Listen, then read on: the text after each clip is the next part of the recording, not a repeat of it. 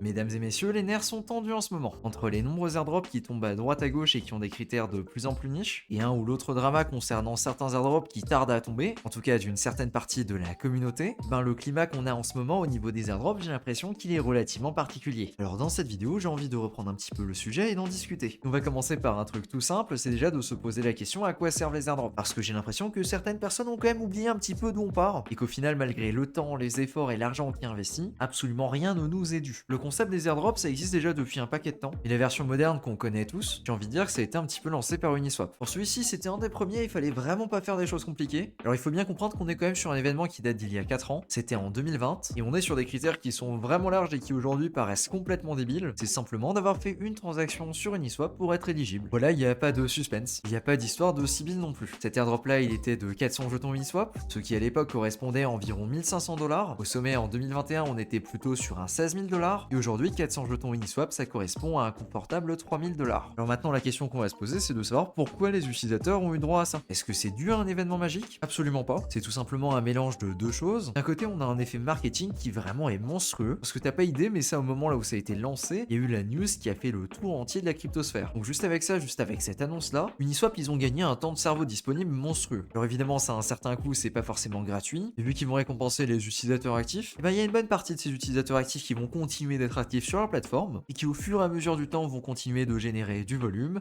ce qui va continuer à générer des frais à la plateforme. Donc au final, même si j'ai pas les chiffres exacts sous les yeux, j'en suis quasiment sûr, ils rentrent dans leur coût. Et le deuxième point qui est un petit peu moins avouable du côté des projets, c'est que ça la fout très mal si ton token il est mal distribué. Ils se sont probablement dit qu'organiser une vente avec une ICO, tout ça c'était compliqué et ça allait pas marquer grand monde. Alors à la place, pourquoi pas faire un énorme coup de communication, tout simplement en donnant les jetons. Et du coup aux personnes qui représentent le mieux la communauté, c'est-à-dire les personnes les plus actives. Tout ça en faisant un énorme coup de marketing, et je pense qu'aujourd'hui Uniswap ne serait pas là où il en est s'il n'avait pas utilisé cette stratégie-là. Voilà, ça c'est une explication d'un des premiers airdrops qu'on pourrait qualifier de moderne. Avec le temps, la stratégie a pris, elle s'est développée. D'abord à différents projets qui assez souvent étaient des projets sur la DeFi. Puis après, on est passé à un niveau qui était un petit peu plus élevé avec des blockchains qui sont également décidées à faire des airdrops pour leur lancement. Certaines du coup directement au bloc Genesis et d'autres un petit peu plus tard, comme par exemple un Optimism ou un Arbitrum. Le truc c'est qu'au fur et à mesure du temps, les airdrops ont commencé à prendre une ampleur de plus en plus importante. Là où au tout début, c'était effectivement uniquement les personnes qui étaient vraiment intéressées dans les projets qui arrivaient à toucher ces airdrops là. Et donc c'était une époque dans laquelle il n'y avait pas de sweat sur Twitter pour choper les airdrops, tout simplement parce que c'était pas aussi commun qu'aujourd'hui. Le truc c'est qu'on est également sur un domaine qui a particulièrement évolué, là où aujourd'hui on est plusieurs sur le créneau à faire du contenu qui est entièrement dédié aux airdrops. Donc on est quand même passé d'un truc qui était extrêmement niche en 2020 à quelque chose qui aujourd'hui a son propre contenu qui est dédié, que ce soit sur Twitter ou sur YouTube. Je veux dire, tu regardes mes dernières vidéos, je pense qu'on est à 80-90% de vidéos airdrop. On est donc sur un sujet qui devient de plus en plus dense, avec de plus en plus de stratégies, de plus en plus d'opportunités. Avec la croissance, tout ça, il y a de plus en plus de gens qui s'amusent à chasser des airdrops, nous compris, et qui du coup projettent leurs attentes sur les projets. Là où à l'époque il y avait absolument aucune attente parce que c'était quelque chose de totalement nouveau et qu'on ne maîtrisait pas, aujourd'hui en farmant les airdrops, on a de plus en plus l'impression de réaliser un investissement dans le futur, la fameuse gratification délayée. Et le truc c'est qu'on est dans un milieu qui est encore relativement jeune et surtout qui évolue en permanence. Et aujourd'hui ça a tellement évolué qu'on a des personnes qui font ça de façon industrielle. Et là je te parle même pas de toi ou moi qui font ça peut-être avec plusieurs wallets, je te parle de personnes qui vont s'amuser à créer des bots pour faire des centaines voire même des milliers de wallets afin de farmer certains airdrops. C'est très clairement quelque chose de réalisé à un autre niveau. À mon sens, dans les airdrops à l'heure actuelle, il y a vraiment deux gros soucis. Le premier pour moi, ça va être les attentes. Quand on voit certains des plus gros airdrops qui peuvent tomber jusqu'à des 5 chiffres, et on peut assez facilement se convaincre qu'on mérite également ça. Le truc c'est qu'une bonne partie du temps, c'est plus de la chance qu'autre chose, et cette chance-là, on peut la provoquer d'une certaine façon en se positionnant sur le maximum d'airdrops possible. Le véritable problème à mon sens, c'est du coup d'avoir des attentes qui sont déraisonnées. De mon côté, je continue de le maintenir, j'ai absolument zéro attente et je ne considère absolument pas que tel airdrop ou tel airdrop va me faire gagner tant d'argent. Je ne considère jamais un airdrop comme acquis tant qu'il n'est pas dans mon wallet. Et ça c'est quelque chose que pas mal de monde a tendance à oublier. Les différents projets qu'on va venir farmer ne nous doivent absolument rien. À aucun moment, quelque part dans les conditions d'utilisation, il y a écrit que si tu fais telle action, tu vas recevoir tel jeton parce que tu as été actif sur le projet. Et ça aujourd'hui, il faut quand même bien le comprendre. La crypto a beau être une industrie exceptionnelle et c'est la seule dans laquelle tu peux venir faire des multiples indécents, choper des airdrops et etc.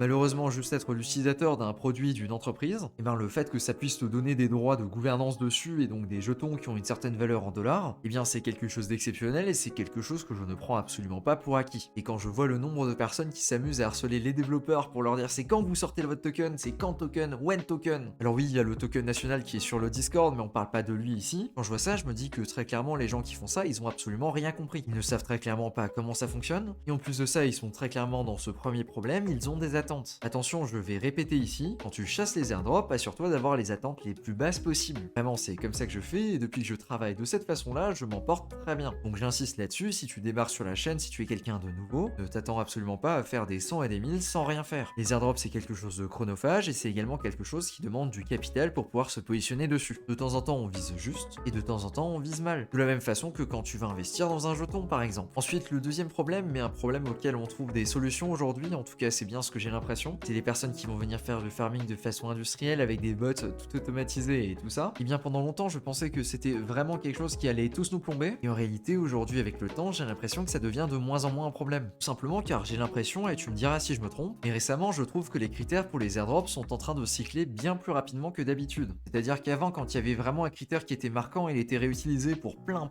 d'airdrops. Et aujourd'hui, c'est de moins en moins le cas, on a toujours des critères qui montent plus haut. Et j'ai également l'impression qu'on retrouve de plus en plus des critères qui sont relativement niches. Il suffit de regarder les critères de Celestia, de Dimension ou alors encore plus récemment de Alt pour se rendre compte que même si on est sur des choses qui sont plus ou moins similaires, en réalité, à chaque fois, il y a plusieurs critères niches qui vont s'appliquer. Et donc ça, c'est quelque chose qui personnellement me pousse encore plus dans mes retranchements, là où jusqu'à présent, j'avais plutôt tendance à faire des choses assez génériques. Et bien aujourd'hui, à la place, je suis plutôt tenté d'aller chercher des choses exotiques. Des critères qui ne sont pas évidents, à l'inverse du volume, du nombre de transactions, etc. Tu sais, les fameux critères classiques qu'on a utilisés sur Arbitrum. D'ailleurs, j'en étais convaincu allaient être réutilisés dans le futur parce qu'ils étaient tellement bons. Et ben, preuve en est que j'ai plus ou moins eu tort sur ce sujet, tout simplement car on ne les a pas encore revus. Alors tu me diras qu'Arbitrum c'était une layer 2 et donc effectivement, tant qu'on n'a pas vraiment de grosses layer 2 qui relancent, genre un Z-casing par exemple, et ben c'est assez compliqué de comparer. Mais en fait, il suffit de regarder ce qu'ils ont fait avec Manta ou alors la direction qu'a pris Linéa pour que je me rende compte que j'étais quand même plus ou moins à côté de la plaque. J'ai donc l'impression qu'on est de plus en plus en train de se diriger vers des critères qui sont niches et qui vont venir toucher peu de gens. Et du coup uniquement les gens qui sont amusés à utiliser véritablement les projets et à faire leur maximum dessus. Ce qui du coup a pour conséquence de venir bloquer les farms industrielles, tout simplement car elles n'ont pas le luxe de pouvoir tenter des dizaines et des dizaines de critères niches sur toutes les blockchains. Et j'ai juste paramétré quelques transactions, c'est chronophage, alors j'ose pas imaginer les interactions les plus spécifiques qui existent. Voilà donc pour mon ressenti sur les airdrops ainsi que les critères de ces dernières semaines. Et je voulais donc revenir un petit peu sur ce que je pensais de la situation actuelle. Et d'un point de vue airdrop, 2024 s'annonce comme une très bonne année, notamment pour les farmers qui sont là depuis début 2023. On devrait taper le maximum de critères, mais surtout l'ancienneté sur beaucoup d'airdrops.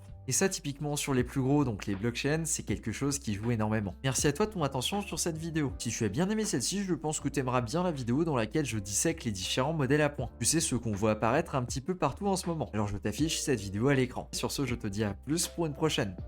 Ciao.